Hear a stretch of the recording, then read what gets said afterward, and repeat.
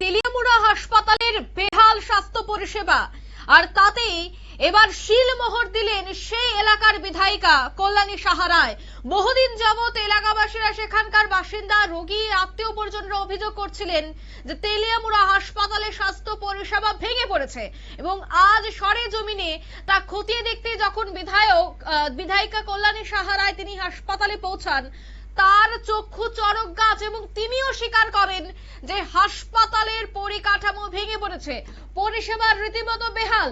এক প্রকার তিনি শিলমোহর দিয়ে দিলেন যে তার বিধানসভা এলাকায় যে হাসপাতাল রয়েছে সেই হাসপাতালের পরিষেবা একেবারে নিম্নমানের।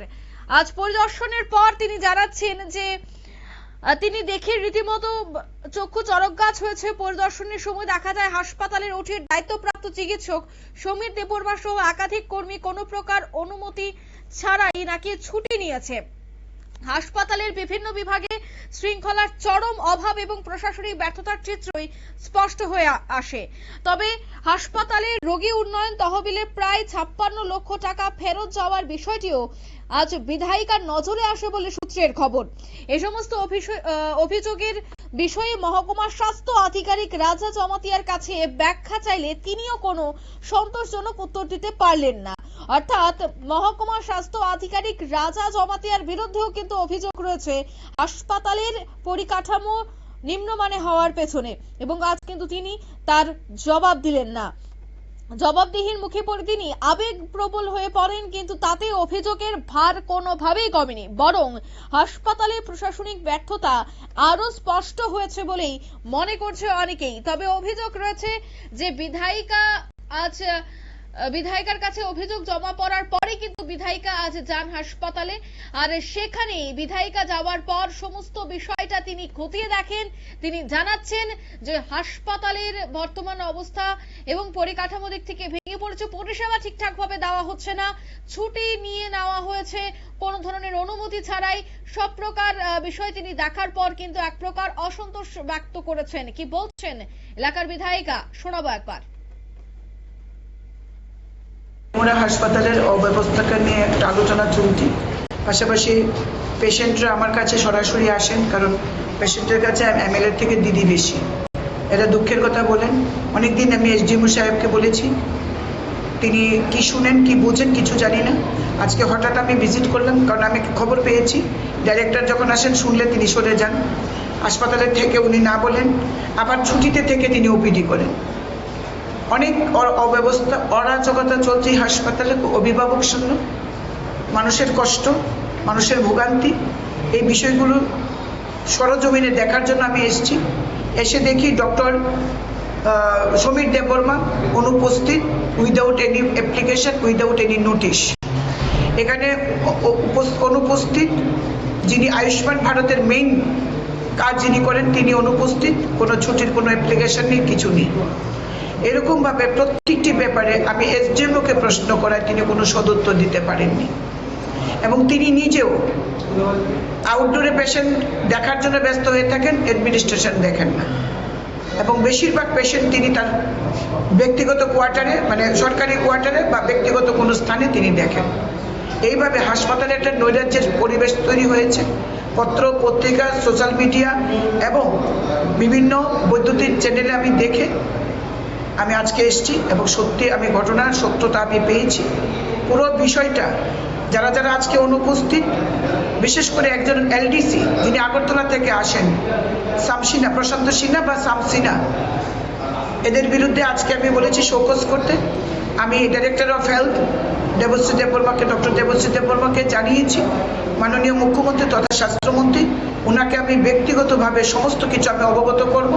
তেলিয়ামুড়া হাসপাতালের এই দৈন্যদশা এবং তেলিয়ামুড়া হাসপাতালের এই অরাজকতা, এটা আমি বন্ধ করবই।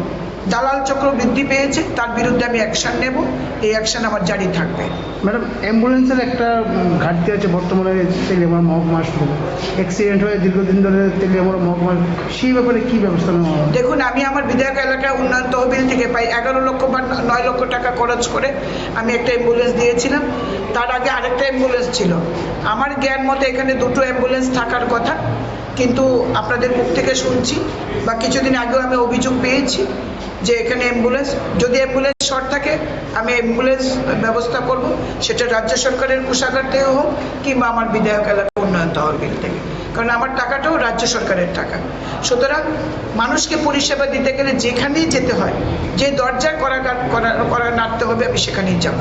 তাকে বদলি করে পানিশমেন্ট ট্রান্সফার করে মোহনপুর থেকে এখানে পাঠানো হয়েছে, মনু থেকে এখানে পাঠানো হয়েছে।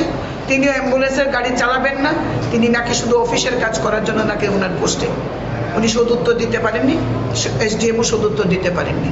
পুরো বিষয়টা নিয়ে আমি কাজ করছি, পুরো বিষয়টা আমি রাজ্য সরকারকে জানাবো এবং যা যা করার সমস্ত ব্যবস্থা আমি করব। মানুষ সবার আগে, মানুষকে পরিষেবা আমার অঙ্গীকার। ধন্যবাদ। আপনারা শুনলেন বিধায়িকার বক্তব্য। তিনি বলছেন হাসপাতালে নৈরাজ্য তৈরি হয়েছে, হাসপাতালে পরিষেবা সঠিকভাবে পাওয়া যাচ্ছে না, হাসপাতালে দালাল চক্র তৈরি হয়ে গেছে। এছাড়া চিকিৎসকরা কোনো ধরনের কোনো অ্যাপ্লিকেশন ছাড়াই, অনুমতি ছাড়াই ছুটিতে চলে গেছেন এবং অ্যাম্বুলেন্সের সমস্যা, সবটা বিষয়ের অভিযোগ পাওয়ার পর তিনি কিন্তু আজ হাসপাতালে এসেছেন এবং সেই অভিযোগের সত্যতাও তিনি খুঁজে পেয়েছেন। অন্যদিকে তিনি খুব দ্রুতই এই বিষয়টা রাজ্যের স্বাস্থ্য দপ্তর, স্বাস্থ্যমন্ত্রী অর্থাৎ রাজ্যের মুখ্যমন্ত্রী মানিক সাহাকেও জানাবেন বলে তিনি জানিয়েছেন। একদিকে যখন রাজ্যের মুখ্যমন্ত্রী স্বাস্থ্যের পরিকাঠামো উন্নয়নে স্বাস্থ্য পরিষেবাকে পৌঁছে দিতেই একের পর এক সিদ্ধান্ত গ্রহণ করছে, ঠিক অন্যদিকে এ ধরনের স্বাস্থ্যকর্মী বা আমলাদের বদান্যতায় কিন্তু কালিমালিপ্ত হচ্ছে স্বাস্থ্য দপ্তর এবং স্বাস্থ্যমন্ত্রীর নাম।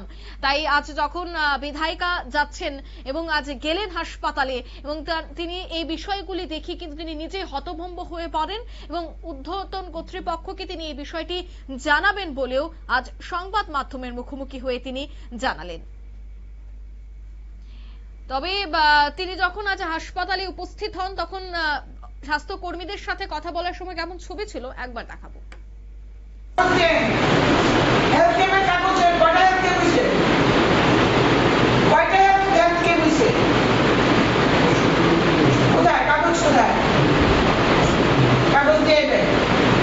মানুষের অভিযোগ ড্রাইভার ছুটিতে, অ্যাম্বুলেন্সের গাড়ি অ্যাম্বুলেন্স আছে, আপনি অ্যাম্বুলেন্সের গাড়ি চালাইতেন না, আপনি কইছেন এসডিএম অর্ডার, আপনি তখন আমাদের হয়ে গেছে, রেকর্ডিং আছে, এসডিএম অস্বীকার করছে যে এমন কোনো অর্ডার করছেন না। আমাদের কাছে রেকর্ডিং আছে, আপনি এসডিএম এর সামনে কইতেছেন যে আপনি শুধু অফিসের গাড়ি চালাইলেন, অ্যাম্বুলেন্স চালাইলেন, এসডিএম কইছে এমন কোনো অর্ডার আমি পাস করি নাই। কারণ কি? কারণটা কি? কি একদিনও গেছেন না আপনি অ্যাম্বুলেন্স নিয়ে? Not a single day.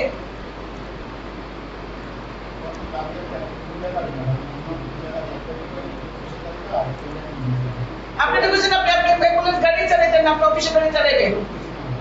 প্রত্যেকটি মানুষ আমার কাছে একই রিপোর্টিং করছে।